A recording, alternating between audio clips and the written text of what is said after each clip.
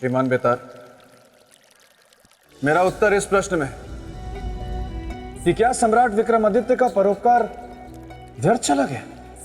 और आप ही ने मुझसे कहा कि सम्राट विक्रमादित्य इस विश्व में किसी भी चुनौती से परास्त नहीं हो पाए, तो फिर वो इस चुनौती से कैसे पराजित हो सकते? राजन, जब आप मेरे मित्र की प्रशंसा करते हैं ना, तो आप मुझे बहुत अच्छे लगते हैं, परंतु जब आप मेरे मित्र के सिंहासन को प्राप्त करने की बात करते हैं तो आप मुझे एक हिंसक मतलब मुझे अच्छा नहीं लगता। इसीलिए मैं रक्षक बनकर इस सिंहासन की रक्षा करता हूँ, और अगर कोई इसे हथियाने की कोशिश करे तो मुझे क्रोध आ जाता है, और जब मुझे क्रोध आ जाता है तो मैं तिलमिला उठता हूँ, और मैं जब तिलमिला उठता हूँ तो मैं शेर का रूप ले लेता हूँ।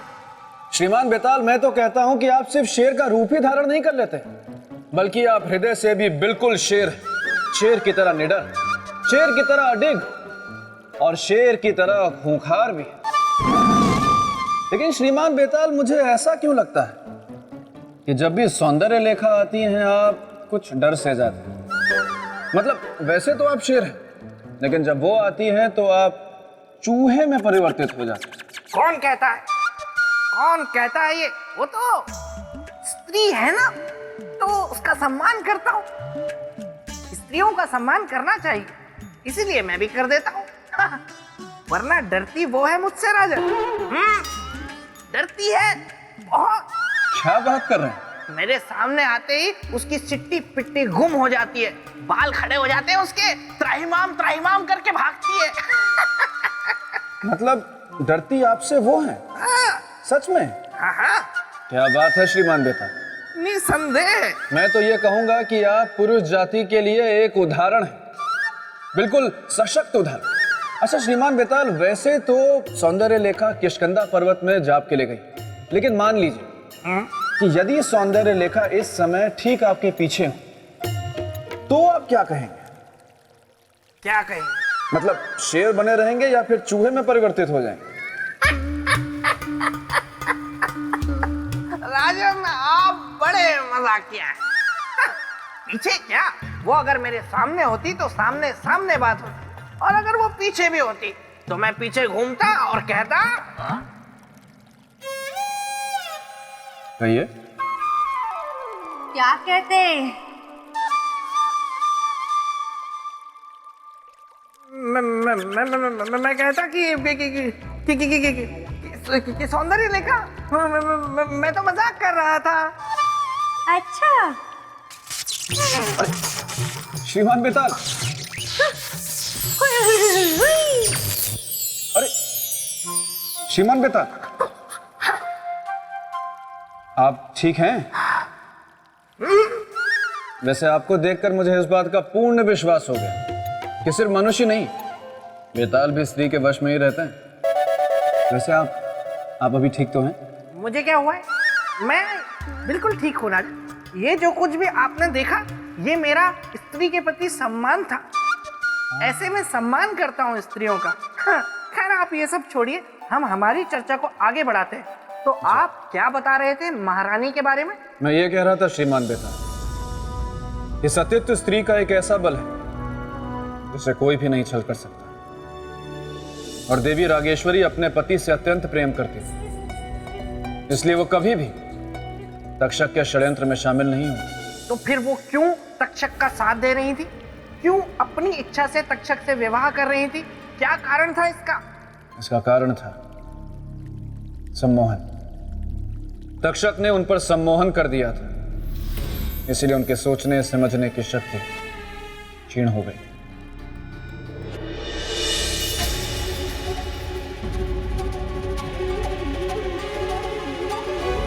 हमारा संदेश सही निकला।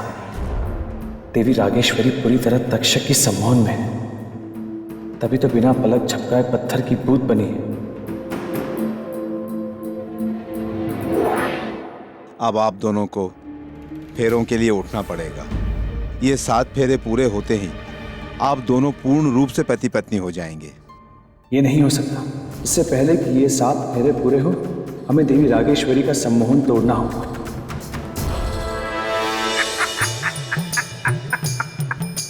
तो राजन, महारानी सम्मोहित हैं, ये बात तो मेरे मित्र को पता चल गई, लेकिन उस सम्मोहन को तोड़ना कैसे है, ये उन्हें कैसे पता लगा होगा, ये बताइए आप, वो भी अभी, तुरंत। श्रीमान बेताल, यह बात तो जन साधारण जानता है। यदि जिस व्यक्ति पर सम्मोहन हुआ हो, यदि वो धातु के बर्तन में स्वयं को देख ले, तो सम्मोहन टूट जाता है। और अवश्य चक्रवर्ती सम्राट विक्रमादित्य को यह विधि पता हो और उन्होंने इस विधि का ही इस्तेमाल किया हो।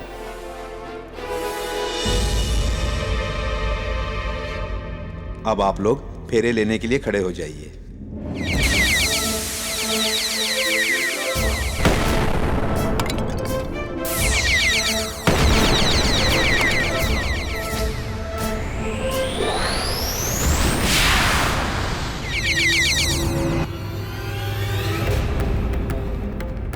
ये सब क्या है?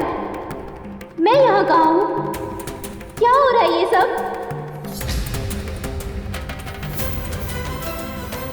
कौन हो तुम? हम आपके होने वाले पति है देवी। बस एक बार फेरे हो जाए, फिर हम सदा सदा के लिए विवाह के बंधन में बंध जाएंगे। विवाह रचाने के बारे में सोच भी कैसे सकते हो? उस सुहागन से जिसकी मांग में पहले से ही उसके पति के नाम का सिंदूर चमक रहा है, जल जाएगा तू उसकी मांग के सिंदूर से, भस्म हो जाएगा तू। आज इस शुभ अवसर पर आप कैसी अशुभ बातें कर रही हैं देवी? चलिए हमारे साथ, फेरे लेने हैं। तक्षक, ये सब क्या है? ये इसका सत्य है नागराज। नामदेव से बदला लेने के लिए सबसे पहले उसका रूप धारण किया, ताकि महारानी रागेश्वरी को बंदी बनाकर उसका अपहरण कर सके और फिर उसे सम्मोहित करके उससे विवाह करना चाहा। यही उसके छल का प्रमाण है। आपने नागलोक को कलंकित होने से बचा लिया सम्राट, आपका बहुत बहुत आभार।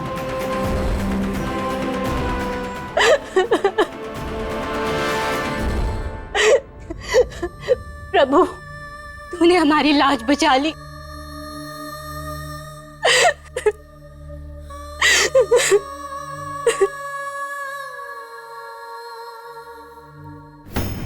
तक्षक, कहां जा रहे हो तक्षक? रुको तक्षक, रुक जाओ तक्षक, रुको तक्षक।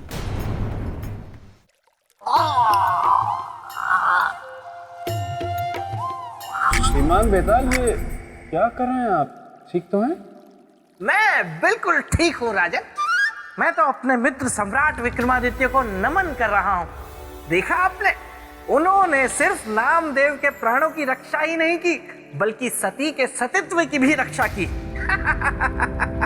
तो आप भी मेरे साथ बोलिए, सम्राट विक्रमादित्य की जय। महाज्ञानी महाप्रतापी विक्रमादित्य की जय। मेरे परम मित्र की जय। उनके सिंहासन की जय। और अब मेरे साथ बोलिए, मुझे मुझे सिंहासन सिंहासन चाहिए? चाहिए। बिल्कुल नहीं। बोलिए।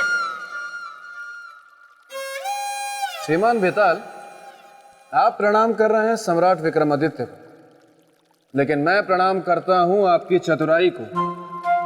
आपसे अधिक चतुर मैंने आज तक किसी को देखा ही नहीं। ठीक है, आपका प्रणाम मैंने स्वीकार कर लिया। अब मुझे ये बताइए राजन, कि राम के कुल का वंशज होते हुए भी, इंद्रदेव का परम मित्र होते हुए भी, तक्षक क्यों अधर्म के मार्ग पर चल पड़ा था? श्रीमान बेताल, कभी कभी मनुष्य के जीवन में एक ऐसी घटना घट जाती है जो उससे भूले नहीं भूलती, और ऐसी घटना मनुष्य के भीतर एक गांठ बन जाती है। और ऐसी ही एक घटना कारण थी तक्षक के अधर्म के मार्ग पर चलने की। महाभारत काल में जब पांडवों के लाक्षागृह में आग लग गई थी, तब उस आग के कारण पूरा जंगल जल उठा था। उस जंगल के जीव जंतुओं के साथ साथ उसमें तक्षक की मां की भी मृत्यु हो गई, और उसकी मां की इसी मृत्यु ने उसे मनुष्यों का घोर विरोधी बना दिया था। ज्ञान तो है आप में। धन्यवाद। परंतु मेरे जितना नहीं है। राजन देखिए, पाप का घड़ा एक न एक दिन भरता है और फूटता भी है। उसी तरह तक्षक के पापों का घड़ा भर चुका था। तक्षक, तुमने घोर अपराध किया है। तुम दंड के भागी हो। नागराज, तक्षक का अपराध क्षमा के योग्य नहीं है। महारानी रागेश्वरी के साथ इसने छल किया है। सम्राट विक्रमादित्य, आपका न्याय तीनों लोकों में सर्वश्रेष्ठ है, इसलिए इस विश्वासघाती का न्याय भी आप ही करें। तो ये तुच्छ मानव करेगा तक्षक का न्याय, जो इस तक्षक के सामने एक कण के बराबर भी नहीं है। विक्रमादित्य, तुम मरने के लिए तैयार हो जा। कौन मरेगा और कौन मारेगा तक्षक, ये समय पे छोड़ दो। जा, छोड़ दिया निर्णय समय पर। आ, युद्ध कर मुझसे। यदि तुझे न्याय प्रिय है तो कर स्वीकार चुनौती। पाप के अंत के लिए इस पापी की चुनौती भी स्वीकार है। तो ठीक है, आजा मेरे मौत के अखाड़े में। आ, आ, आ।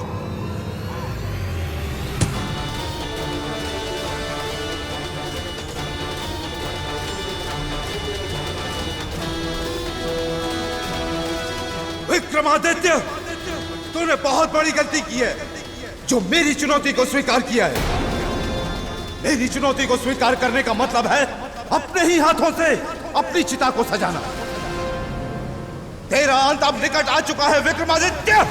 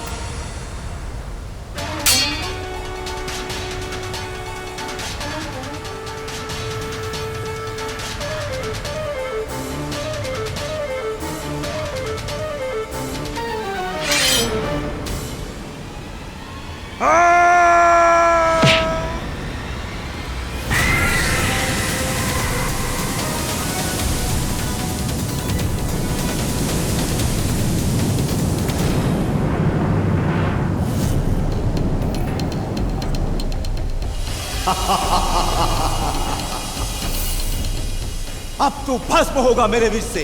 अब देख मैं तुझे कैसे राख बनाता हूं।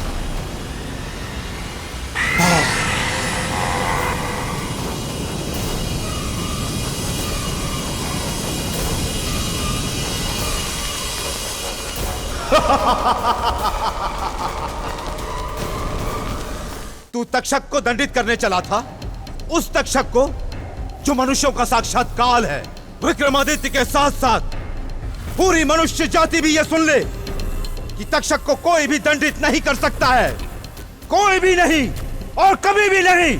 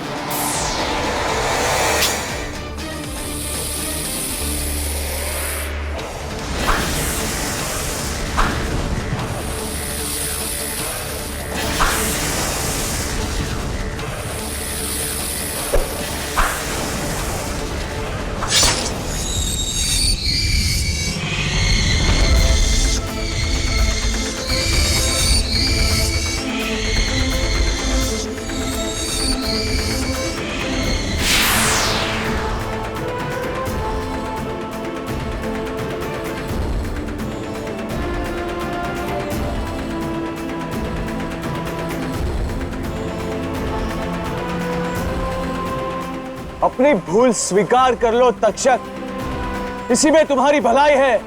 विक्रमादित्य, तुम मेरी भलाई के बारे में नहीं, अपनी भलाई के बारे में सोचो, क्योंकि प्राणी सदैव अपने बारे में ही सोचता है।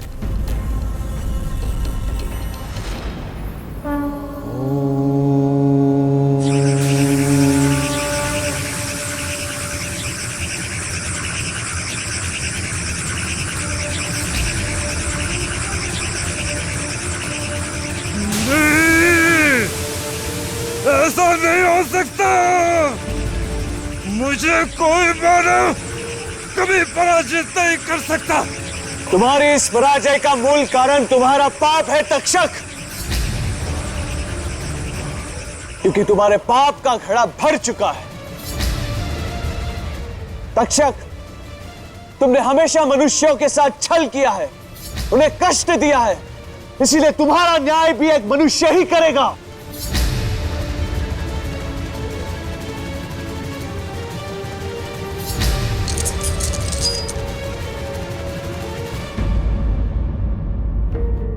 न जाने कहां होगी महारानी, किस अवस्था में होगी। महाराज, महाराज। महारानी आप आ गई, आप कुशल तो हैं?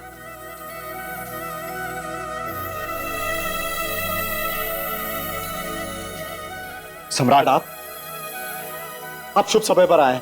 देखिए देखिए महारानी आ गई। नहीं महाराज, हम स्वयं नहीं आए, सम्राट विक्रमादित्य हमें लाए हैं। महाराज, यदि ये ना होते तो हम आपके पास वापस कभी ना लौट पाते।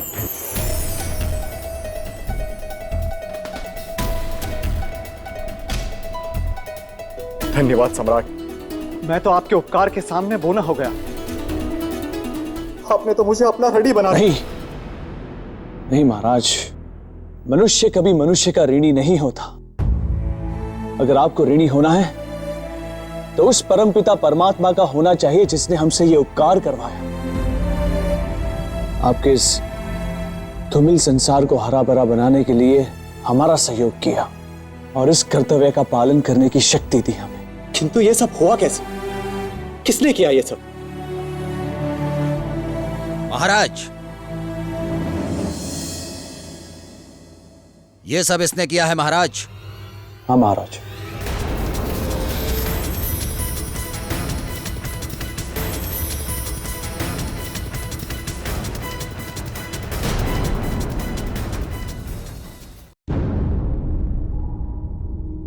ये सब इसने किया है महाराज, इस तक्षक नाग ने। तक्षक नाग ने? हाँ महाराज। मुझे क्षमा कर दीजिए महाराज, मैं प्रतिशोध में अंधा हो गया था। तक्षक, तू क्षमा के योग्य नहीं है। फिर भी यदि क्षमा मांगना चाहता है तो उस अंगरक्षक से मांग जिसे हमने तेरे कारण मृत्यु दंड दे दिया था। उसकी अंधी मां से मांग जिसके घर का सहारा छिन जाता। सम्राट, हमें नामदेव और उसकी मां को ढूंढने जाना होगा। नहीं महाराज, इसकी कोई आवश्यकता नहीं, वो यहां आते ही होंगे। आपने उन्हें संदेश? वो आ गए महाराज। मैं जान गया, तुम निर्मल हो, निर्दोष हो। सारा कसूर इस तक्षक नाग का है।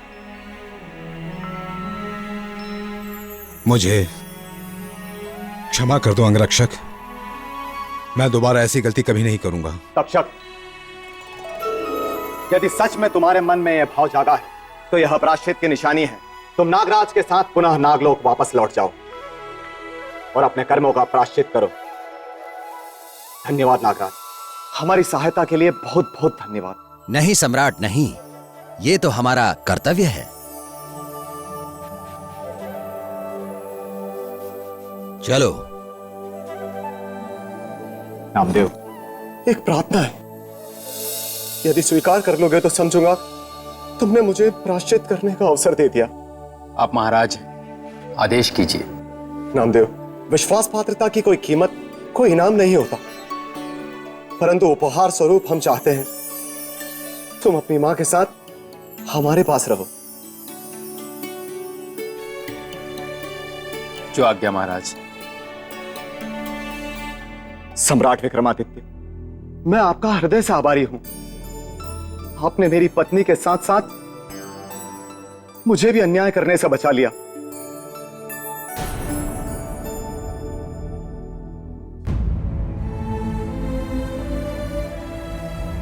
क्या बात है महारानी रागेश्वरी, इस खुशी के अवसर पे आपकी आंखों में आंसू क्यों? हमारा अनुष्ठान अधूरा ही रह गया। अब हम निसंतान ही रह जाएंगे। अब हमें इस राज्य को छोड़कर जाना होगा।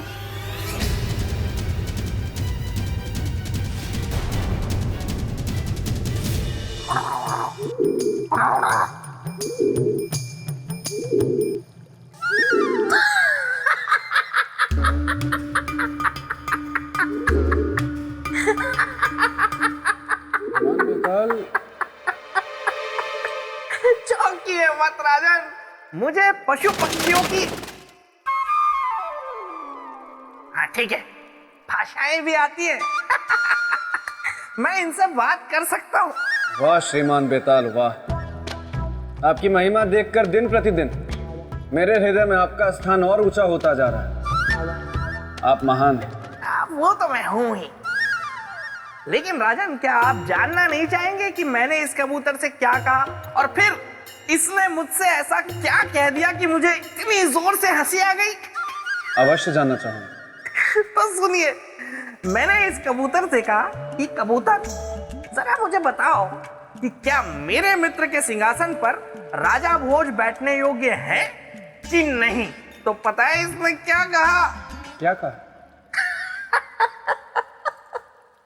इसने मुझसे कहा कि श्रीमान बेताल, ये तो आप वैसा ही प्रश्न कर रहे हैं कि जैसे आप पूछ रहे हो कि क्या एक छोटी सी डिबिया में बड़ा सा हाथी फैलकर सो सकता है या नहीं। देखा राजन, मतलब इस कबूतर ने भी कह दिया कि आप मेरे मित्र के सिंहासन के लायक नहीं। श्रीमान बेताल, मैं आगे की कथा सुनना चाहूंगा। मुझे पता था आप यही कहेंगे, हट करेंगे, मानेंगे नहीं। सुनिए आगे की कथा।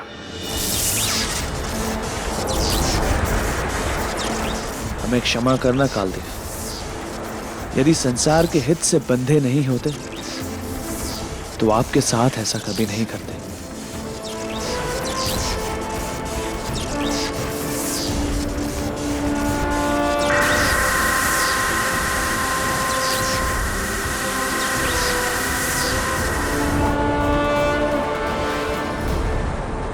अब आप मुक्त हो, आप अपने लोक वापस जा सकते हैं कालदेव। चक्रवर्ती सम्राट विक्रमादित्य, आपने अपना परोपकार करके अपनी समस्या का समाधान कर लिया, किंतु हमारी समस्या का समाधान अभी तक नहीं हुआ। हमारी समस्या वैसी की वैसी है। क्या है आपकी समस्या कालदेव? हमारी समस्या यह है कि हम यहां से खाली हाथ, बिना किसी आत्मा को अपने साथ लिए यहां से लौट नहीं सकते।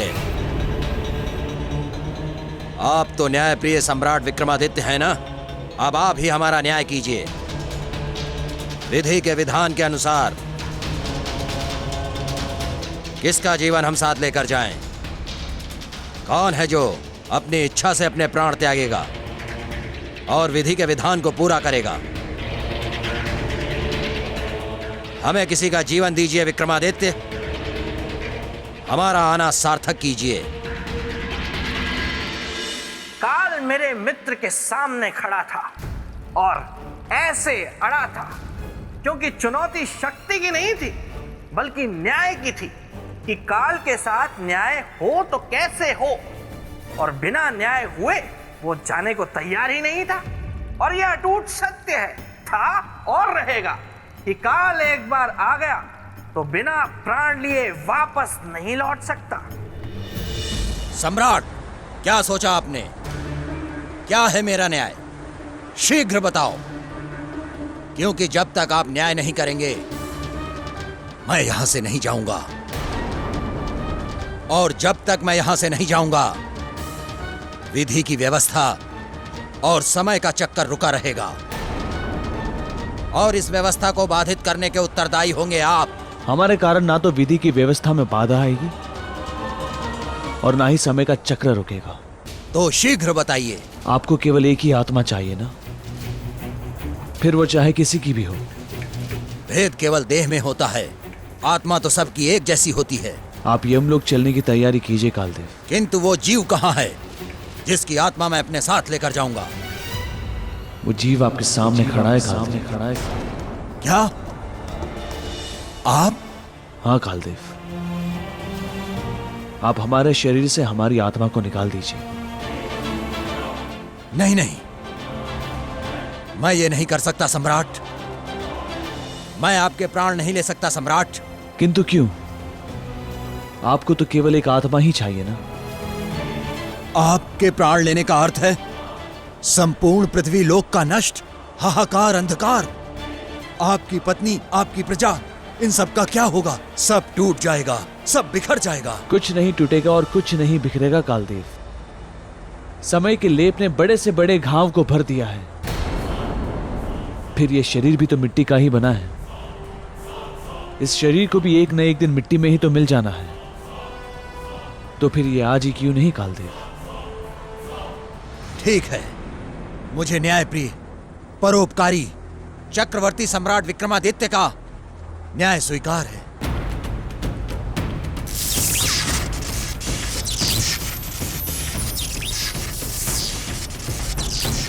सम्राट, मुझे आपकी एक और अनुमति चाहिए। आदेश दीजिए। सम्राट, मैं जानता हूं कि आप सह शरीर मेरे साथ चल सकते हैं, किंतु काल किसी को उसके शरीर के साथ नहीं ले जा सकता। काल की विधि में ऐसी व्यवस्था नहीं है। मुझे अनुमति दीजिए कि मैं आपकी देह से आपकी आत्मा को मुक्त कर सकूं। मुझे अनुमति दीजिए कि मैं आपकी देह से आपकी आत्मा को मुक्त कर सकूं। अनुमति है आपको।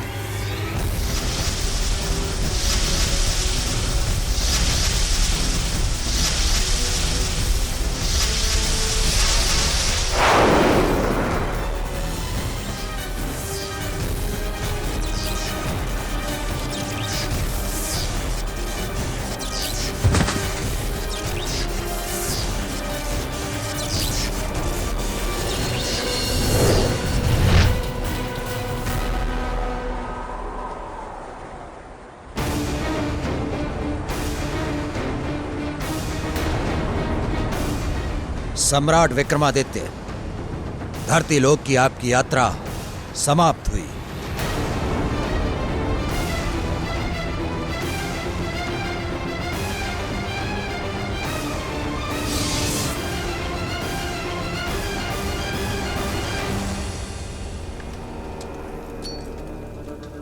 समझ में नहीं आ रहा है, काल अभी तक आया क्यों नहीं?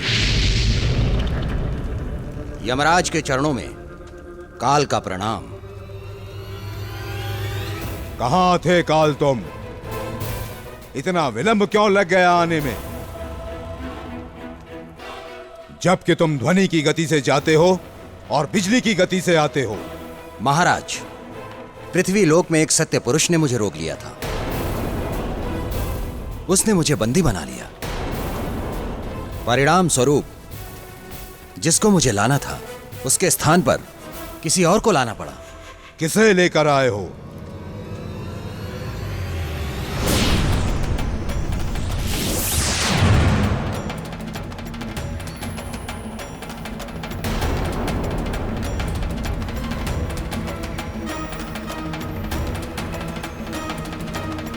चक्रवर्ती सम्राट विक्रमादित्य को लेकर आए हो? क्यों क्यों क्यों? महाराज, इन्होंने ही तो मुझे रोका था और समय पर उस जीव के पास पहुंचने नहीं दिया, और वो भी उसके परोपकार के लिए।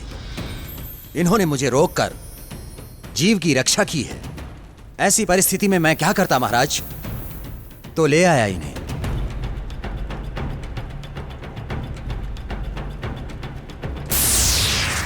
यमराज, ये क्या अनर्थ किया है काल ने? चक्रवर्ती सम्राट विक्रमादित्य को अकाल मृत्यु दी है। नहीं इंद्रदेव, इसमें कालदेव की कोई गलती नहीं है। हमने अपनी स्वेच्छा से अपने प्राण त्याग किए हैं। सम्राट, आपकी इच्छा आपकी मृत्यु पर नहीं है, आपकी इच्छा केवल आपके जीवन पर है। और अभी आपको जीना है, संसार को आपकी आवश्यकता है, इसलिए आप अपनी स्वेच्छा से मृत्यु का वरण नहीं कर सकते। यमराज, सम्राट के प्राण लौटा दीजिए। किंतु अब यह संभव नहीं है इंद्रदेव। क्यों संभव नहीं है? क्योंकि जिस नामदेव की मृत्यु निश्चित थी, वह मृत्यु के बाद महाराज रुद्र प्रताप के यहां पुत्र रूप में जन्म लेने वाला था। किंतु सम्राट ने उसकी मृत्यु को रोककर जीवन चक्र के उस मार्ग को बंद कर दिया। यदि अब मैं सम्राट विक्रमादित्य को मुक्त करता हूं, तो जीवन मरण का सारा विधान असंतुलित हो जाएगा।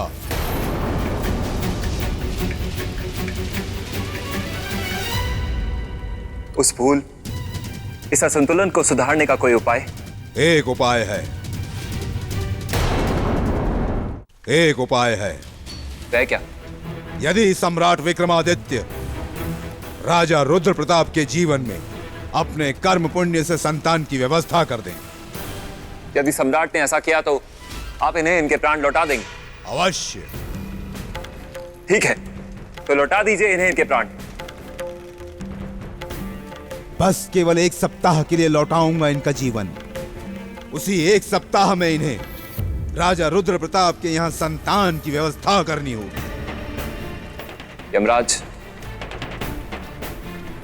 सम्राट विक्रमादित्य बहुत ही प्रतापी सम्राट है, वे अवश्य सफल होंगे। किंतु सफल इन्हें निर्धारित समय के भीतर होना होगा इंद्रदेव। यदि एक सप्ताह के भीतर संतान की व्यवस्था कर देंगे, तो जीवन और मरण का चक्र तो बचेगा ही, साथ ही इनका जीवन भी समाप्त होने से बच जाएगा। अन्यथा इनकी मृत्यु को कोई टाल नहीं पाएगा।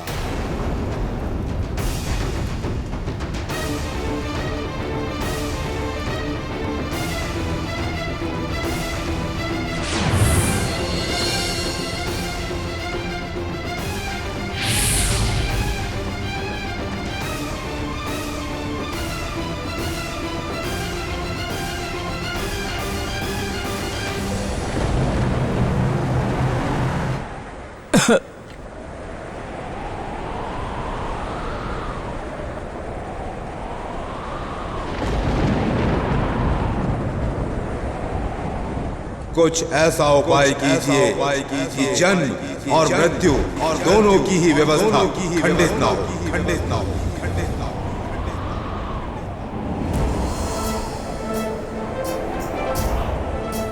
अब इस कार्य में विधाता ब्रह्मदेव ही हमारी सहायता कर सकते हैं। ओम ब्रह्मदेवाय नमः। ओम ब्रह्मदेवाय नमः। ओम ब्रह्मदेवाय नमः।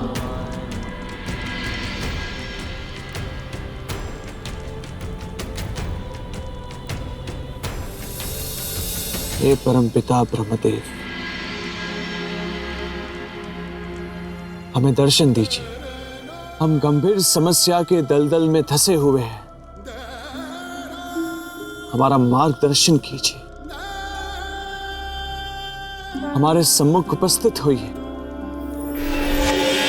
हे परम प्रतापी चक्रवर्ती सम्राट विक्रमादित्य, नेत्र खोलिए। कहिए क्या समस्या है? हम किस प्रकार आपकी सहायता कर सकते हैं?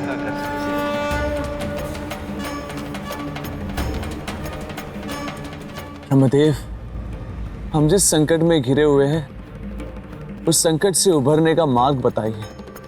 हम तो अपनी जान देकर भी उबर नहीं पाए। आप ही एक सहारा है विधाता।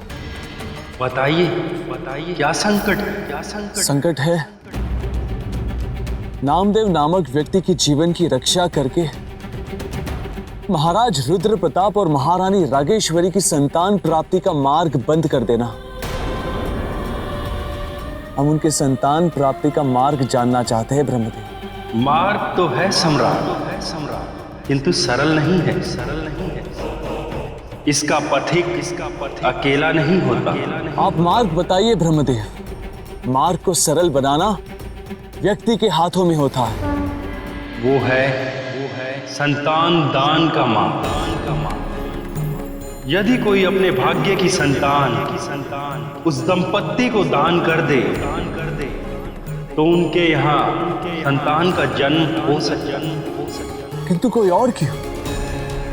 हम अपनी संतान दान कर देंगे उन्हें। अब हमारी संतान उन्हें दे दीजिए ब्रह्मदेव। इसके लिए आपको अपनी पत्नी से सहमति लेनी होगी। हम अपनी पत्नी को जानते हैं ब्रह्मदेव, वो मना नहीं करेगी। फिर भी वो एक स्त्री है और स्त्री को संतान का मोह अधिक होता है। हम उन्हें मना लेंगे ब्रह्मदेव। और ये भी जान लीजिए कि आपके भाग्य में केवल एक ही संतान है।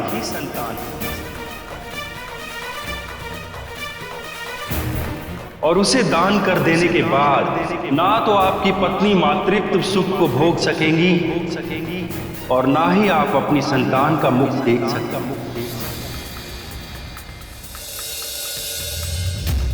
अभी निर्णय आपको करना है।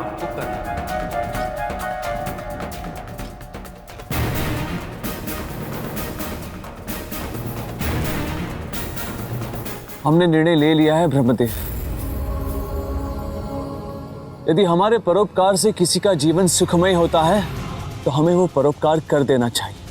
आप हमारे भाग्य की संतान उन्हें दे दीजिए ब्रह्मदेव।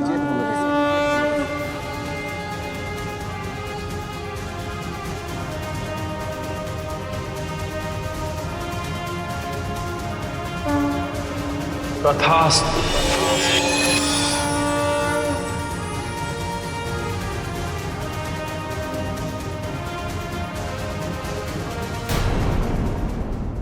तो राजन बताइए, अगर आप मेरे मित्र के स्थान पर होते तो क्या अपने भाग्य की संतान, अपनी इकलौती संतान किसी और को दे देते? बताइए, उत्तर दीजिए राजन। अच्छा ऐसा कीजिए, वो वहां दूर वृक्ष देख रहे हैं, उसकी उस डाल को मैं छू कर वापस आऊंगा और उसके ऊपर लगे पुष्प को चूम कर वापस आऊंगा। तब तक आपको उत्तर देना है, ठीक है? और अगर आप उत्तर नहीं दे पाए तो फिर आप सिंहासन को भूल जाएंगे, ठीक है? तो चलिए मैं ये चला।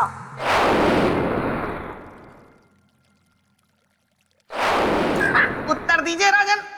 ये क्या श्रीमान बेताल, आपने तो मुझसे कहा था कि आप उस वृक्ष पे उस पुष्प को चूम कर आएंगे, और आप तो वहां गए नहीं।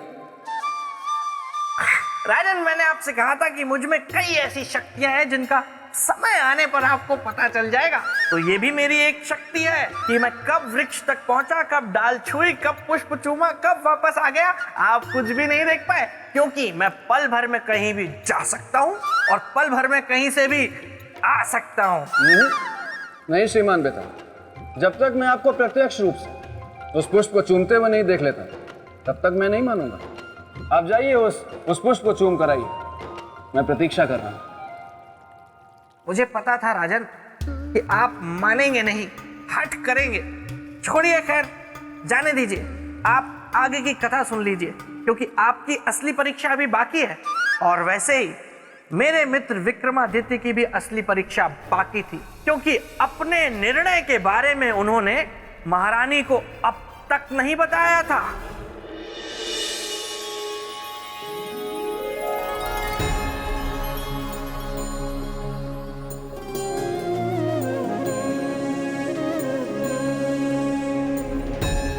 सम्राट, इस बार आपने बहुत लंबी प्रतीक्षा करवा दी।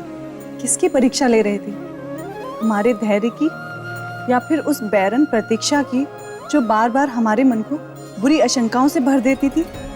महारानी चित्रलेखा, जब तक आप हमारी सांसों में हैं, हमें एक खरोच भी नहीं आ सकती। हमें आशीर्वाद दीजिए जिससे हमारी सांसों में आपकी भक्ति और प्रेम सदा ऐसे ही बनी रहे। अच्छा, आप जिस कार्य के लिए गए थे वो कार्य तो पूरा हो गया ना सम्राट? कार्य तो हुआ महारानी, परंतु पूर्ण नहीं हुआ, और इसे पूर्ण करने के लिए हमें आपकी सहायता की आवश्यकता है। हम कुछ समझे नहीं सम्राट। आप हमारे साथ चलिए।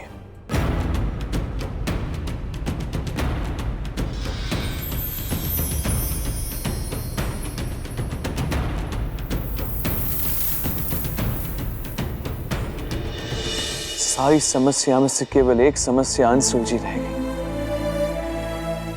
कौन सी समस्या सम्राट? पुत्र प्राप्ति के लिए महारानी रागेश्वरी ने व्रत रखा था,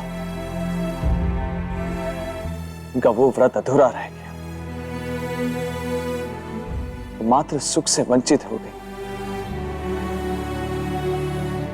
ये तो सचमुच बहुत बुरी बात है कि वो एक स्त्री की संपूर्णता से वंचित रह गई।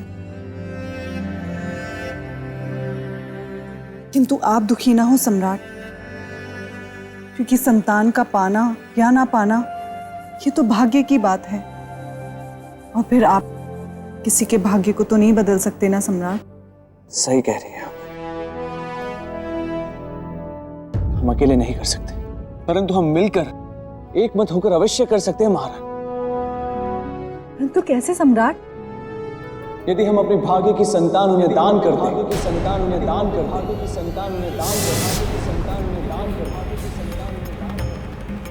हमने तो निर्णय भी ले लिया है कि हमारे भाग्य की संतान महाराज रुद्र प्रताप के महल में ही जन्म लेगी।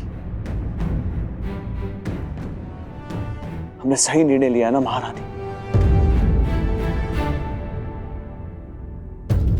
महल में सम्राट को इस समय प्रवेश नहीं करना चाहिए था। यह घड़ी बहुत ही अशुभ है।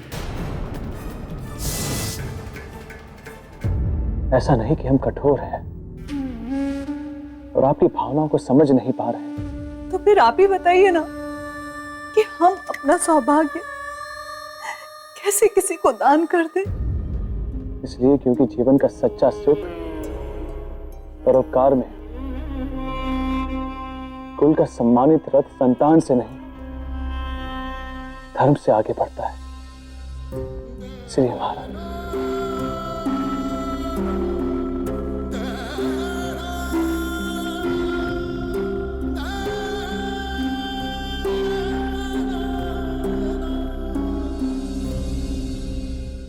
आपका मुंह फेर लेना यह संकेत देता है कि आप हमारी बात से सहमत नहीं हैं।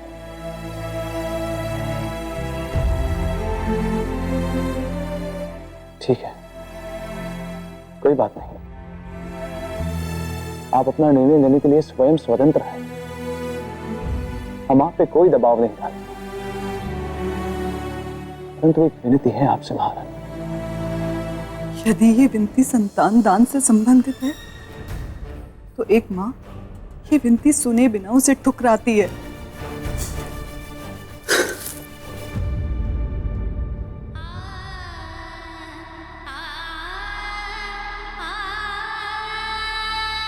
हे महादेव, ये आपने हमें किस धर्म संकट में डाल दिया है। एक और पत्नी धर्म, दूसरी तरफ स्त्री धर्म, और तीसरी तरफ मातृ धर्म।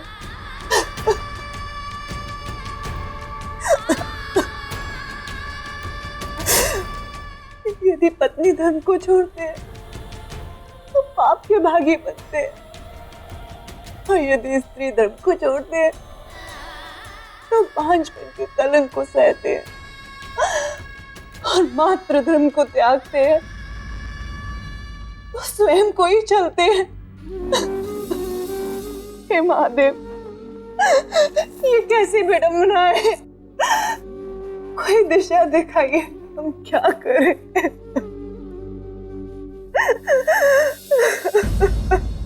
आंसू पोंछिए महाराज तिलका। आपकी आंखों में आंसू अच्छे नहीं लगते।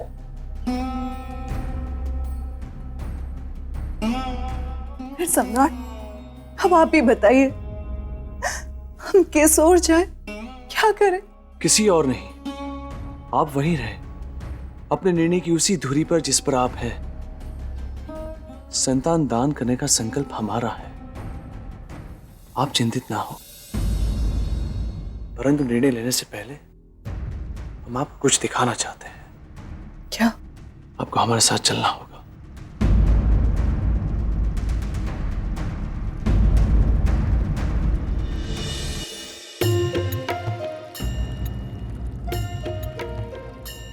राजन, जरा इधर आइए, यहाँ आइए। इधर? जी हाँ।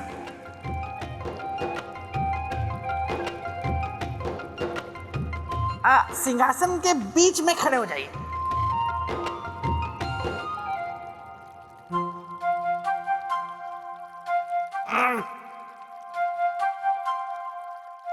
थोड़ा इस तरफ जाइए। इस तरफ? श्रीमान बेताल, मेरे तो कुछ समझ में नहीं आ रहा कि आप... इधर आइए, इधर आइए, इधर आइए।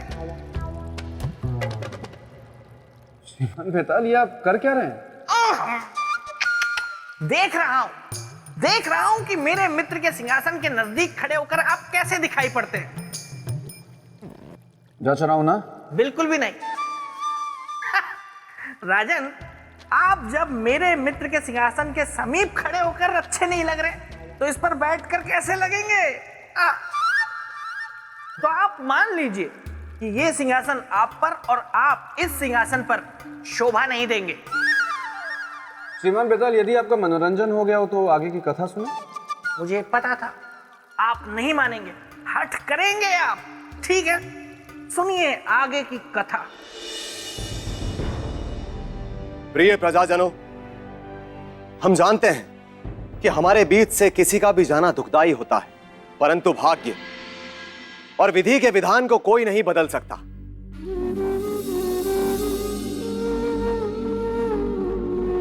और हमारे भाग्य की लेख यह कहती है कि अब हमें आपसे सदा सदा के लिए विदा लेने का समय आ गया है।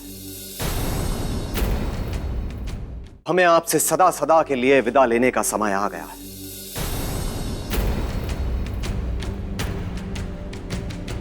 हे धर्मसभा के ऋषियों, हमने यह विचार कर लिया है कि अब इस पापमय जीवन को जीने का हमें कोई अधिकार नहीं। इसलिए आज रात्रि के शुभ पहर में हम दोनों ने जल समाधि लेने का निर्णय किया। नहीं महाराज, नहीं, आप ऐसा निर्णय नहीं ले सकते। आप हमें अनाथ करके नहीं जा सकते महाराज। हम आपको अपने से दूर नहीं जाने देंगे महाराज। हाँ, नहीं जाने देंगे महाराज को। शांत शांत भक्तजनों, स्नेह का बंधन मत डालिए इनके पैरों में, जाने दीजिए इन्हें।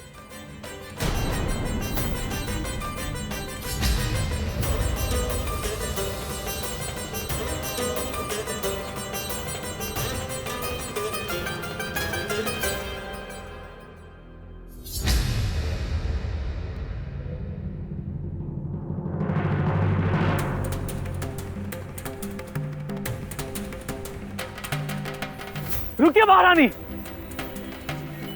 महारानी।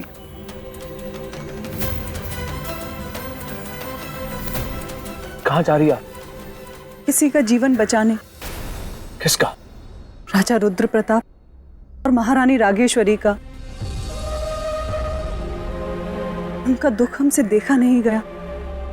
यदि हमारे अजन्मे शिशु के दान से उनके और उनकी प्रजा के जीवन में सुख के पल आ सकते हैं, तो हम अपनी संतान का दान कर देंगे। छोड़ देंगे हम अपना मातृत्व पद, किंतु हम उन्हें बचाएंगे। क्या कह रही हैं आप? जी महाराज, यही हमारा अटल और अंतिम निर्णय है। आपको पाकर धन्य हो गए हम। हमारी प्रेरणा के स्रोत भी केवल आप ही हो महाराज। आपका बहुत बहुत धन्यवाद।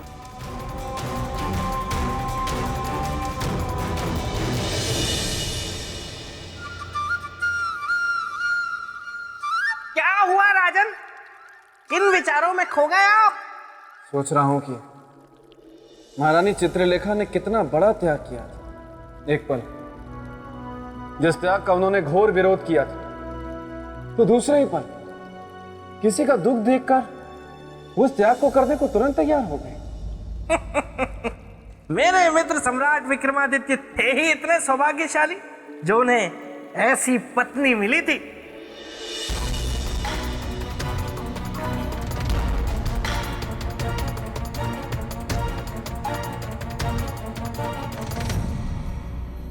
हे परमपिता परमेश्वर, हम सच्चे मन से आपकी प्रार्थना करते हैं कि हमारे भाग्य का संतान सुख महाराज रुद्र प्रताप और महारानी रागेश्वरी के भाग्य का संतान सुख बना दीजिए। कृपा करें हम पे।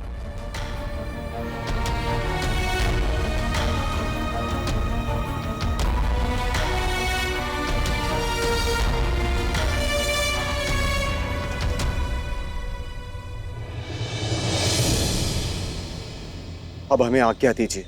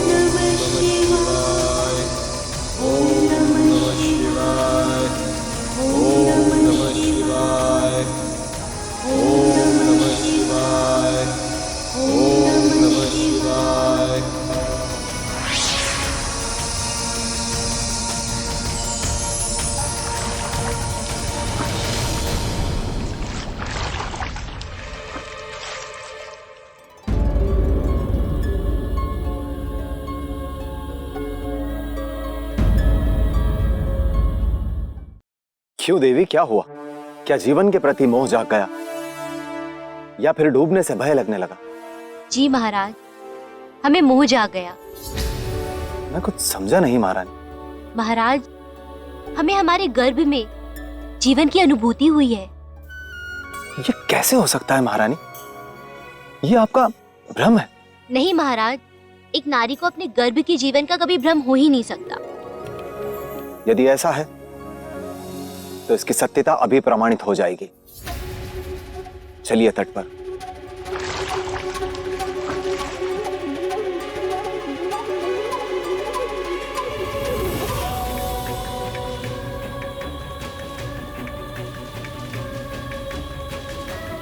ऋषिवर, महारानी अभी अभी भ्रम का शिकार हुई है।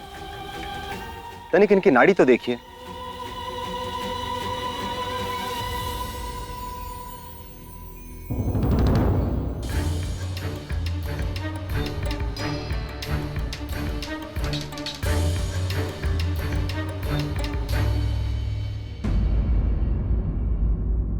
महाराज, चमत्कार हो गया। महारानी के जीवन के साथ एक और जीवन जुड़ चुका है। ये आप क्या कह रहे हैं ऋषिवर? सत्य कह रहा हूं महाराज। महाराज रुद्र प्रताप की जय। महाराज रुद्र प्रताप की जय। हे प्रभु, आपने हम पर बहुत बड़ा उपकार किया। आपकी बहुत बड़ी कृपा।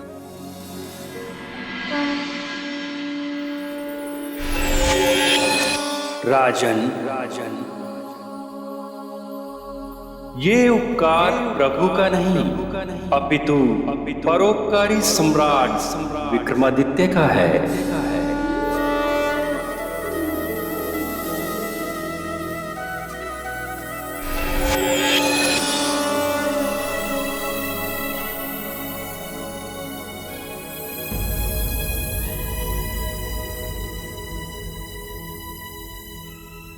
हाँ रानी चित्रलेखा, आपने जो कार्य किया इसे संसार हमेशा याद रखेगा।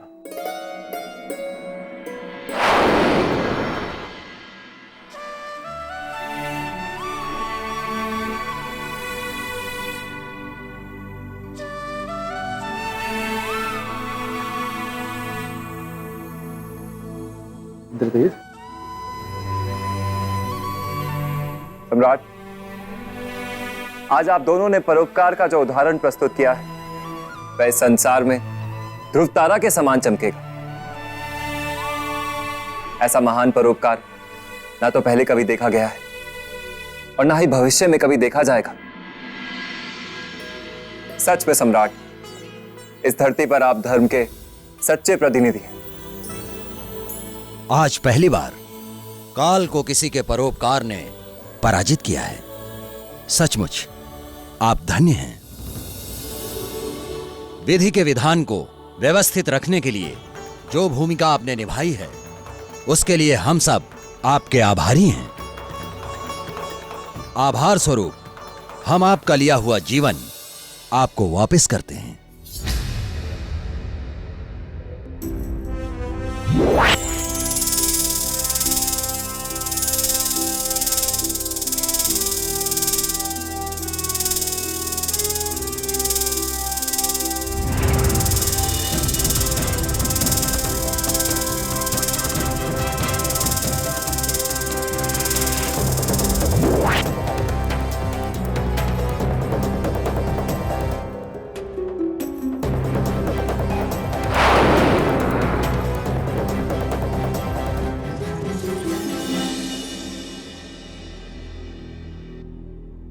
सम्राट, क्या जो हमने काल के मुख से सुना वो सच है? हाँ दीदी। आपने हमसे इतनी बड़ी बात छुपाई। यदि आज हम परोपकार नहीं करते तो हम तो अपना सब कुछ खो बैठते। आपने हमसे ये सच क्यों छुपाया? क्यों नहीं बताई आपने हमें ये बात? वो इसलिए क्योंकि हम चाहते थे कि इस दान का निर्णय आप अपनी स्वेच्छा और परोपकार के भाव से करें, ना कि हमारे कहने या हमारे दबाव से। और आपने हमारी मन की बात भी सुन ली महाराज। परोपकार की शक्ति से परिचित करवाने के लिए आपका बहुत बहुत धन्यवाद सम्राट। सच्चे मन से किया गया परोपकार कभी व्यर्थ नहीं होता महाराज।